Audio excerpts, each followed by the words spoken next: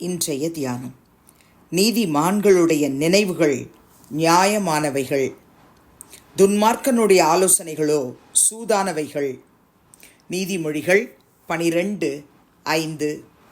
ஆண்டவரும் இரட்சகருமாகிய இயேசு கிறிஸ்துவின் நாமத்தினாலே இந்த காலை வேளையில இன்றைய தியான நிகழ்ச்சியின் வாயிலாக உங்கள் ஒவ்வொருவரையும் சந்திப்பதில் நான் கிறிஸ்துவுக்குள் மிக்க மகிழ்ச்சி அடைகிறேன்.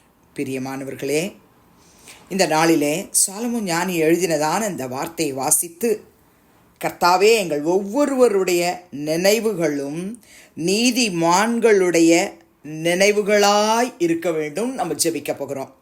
இங்கு நாம் வாசித்தோம், நீதிமான்களுடைய நினைவுகள் நியாயமானவைகள். நம்முடைய நினைவுகள் எப்படிப்பட்டதாக இருக்கிறது? ஒவ்வொரு கர்த்தருடைய பிள்ளைகளுடைய முகம் மனுஷர் பார்க்குற பொழுது அது பிரகாசமாக இருக்கலாம், அழகாக இருக்கலாம். முகத்தை வச்சு நம்ம யாரையும் நம்ம மதிப்பிட முடியாது, தோற்றத்தை பார்த்து நம்ம மதிப்பிட முடியாது.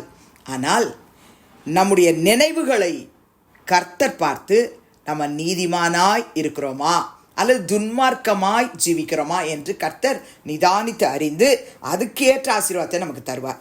நீதிமான்களுடைய நினைவுகள் தான் நியாயமானவைகள் என்று நம்ம வாசிக்கிறோம். இதே நீதிமொழி 11:23 சாலமோன் ஞானி எழுதுகிறான், நீதிமான்களுடைய ஆசை நன்மையே, துன்மார்க்கருடைய நம்பிக்கையோ கோபாக்கினையாய் முடியும். என் அன்பு சகோதர சகோதரிகளே, நம்முடைய நினைவுகள் நியாயமானவைகளாக இருக்கணும். நம்முடைய ஆசை நன்மையாக இருக்கணும். நம்ம எதை விரும்புகிறோம், எது மேலே ஆசை வச்சிருக்கிறோம்? நீதிமான்களுடைய ஆசை நன்மையே. எனக்கு ஒவ்வொரு நாளும் இந்த வார்த்தைகள்லாம் வாசிக்கும் பொழுது, கர்த்தாவே, எங்களுடைய ஆசை நன்மையாகவே இருக்கணும். நீதிமான்களுடைய ஆசை நன்மையேன்னு படித்தோமே, எங்களுடைய ஆசை கூட நன்மையாகவே இருக்கணும். தீமையை நாங்கள் ஆசைப்படவே கூடாது. எங்கள் ஒவ்வொருவருக்கும் இந்த வசனத்தை தினந்தோறும் நாங்கள் வாசித்து மற்றவங்களுக்கு ஃபார்வர்ட் பண்ணுறது பெருசில்ல. ஆண்டவரே, அதை எங்கள் வாழ்க்கையில் நாங்கள் கடைபிடிக்க, கை கொண்டு நடக்க, அபியாசப்படுத்த எங்களுக்கு கிருபை தாரோன்னு ஜெபிக்கத்தான் ஒவ்வொரு நாளும் என்னை வழிநடத்தி கொண்டு வருகிறார். பிரியமானவர்களே, நீதிமொழிகள் 24:9 நாம் வாசிக்கிறோம், தீய நோக்கம் பாவமாம், பரியாசக்காரன் மனுஷருக்கு அருவருப்பானவன். எவ்வளவு ஒரு ஆழமான வார்த்தை பாருங்க, தீய நோக்கம். அப்ப நோக்கத்தில் நல்ல நோக்கம் இருக்கு, தீய நோக்கம் இருக்கு. ஆசையிலையும் நன்மை இருக்கு, தீமை இருக்கு. நினைவுலையும் நன்மை இருக்கு, நியாயமானது இருக்கு, தீமையானது இருக்கு. நாம எதை மனசுல நினைச்சுக்கிட்டு இருக்கோமோ, எதை நோக்கத்தோடு வச்சுக்கிட்டு நம்ம காரியத்தை செய்கிறோமோ, அதை கர்த்தர் பார்க்கிறார்.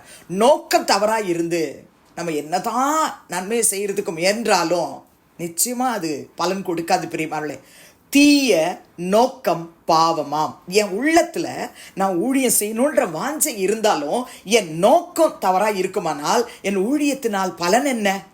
நான் யாரை ரட்சிப்புகளை வழிநடத்த முடியும்? ஒன்றுத்துக்கும் பலன் இல்லாமல் போயிடும். பிரியமானவர்களே, அப்போ வசனம் சொல்லுகிறபடி தீய நோக்கம் பாவமாம். அந்த பாவமான நோக்கம் எனக்கு எதுக்கு? ஏசப்பா, என்னுடைய நோக்கம் பரிசுத்தமானதாக இருக்கட்டும், பாவமற்ற ஒரு நோக்கம் எனக்கு தாங்க, கற்றுத்தாங்க. பரியாசக்காரன் மனுஷருக்கு அருவருப்பானவன் நாங்கள் படித்தோமே, அப்படி எங்களில் ஒருவரும் உங்கள் பார்வையில் அருவருப்பானவர்களாய் தள்ளப்படாதபடிக்கு கிருபை தாரோன்னு இன்னைக்கு நம்ம ஜெபிக்க போகிறோம். 119 சங்கீதத்திலும் சங்கீதக்காரன் எழுதும் பொழுது 15 உமது கட்டளைகளை தியானித்து உமது வழிகளை கண்ணோக்குகிறேன் அப்படின்னு எழுதுறார். என்னை கேட்டுக்கொண்டிருக்கிற சகோதரனே, சகோதரியே, அவருடைய கட்டளைகளை தியானிக்கணும், அவருடைய வழிகளை கண்ணோக்கணும்.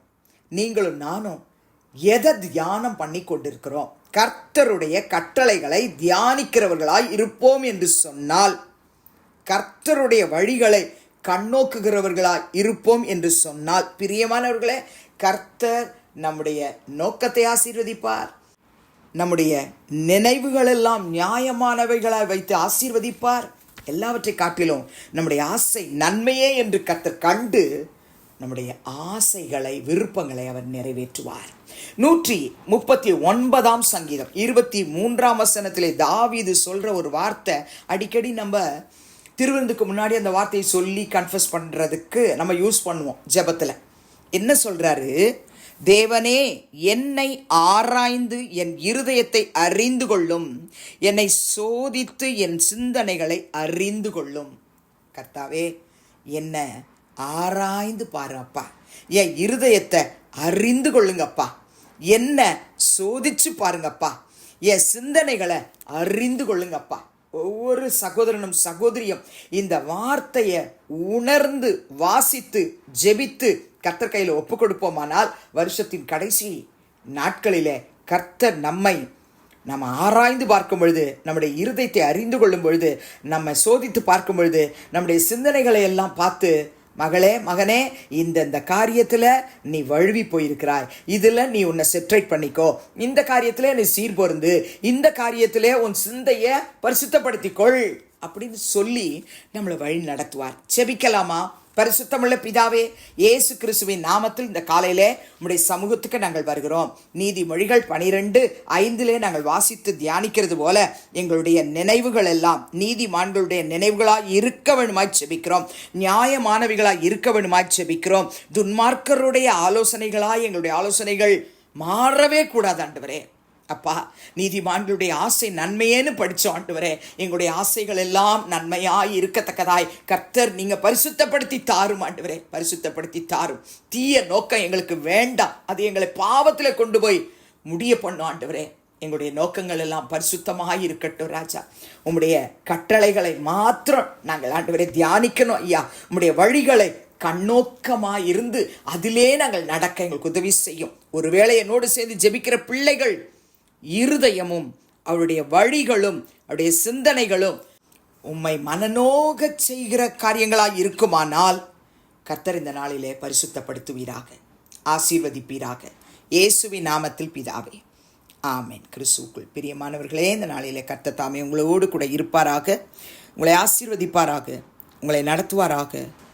ஆமென்.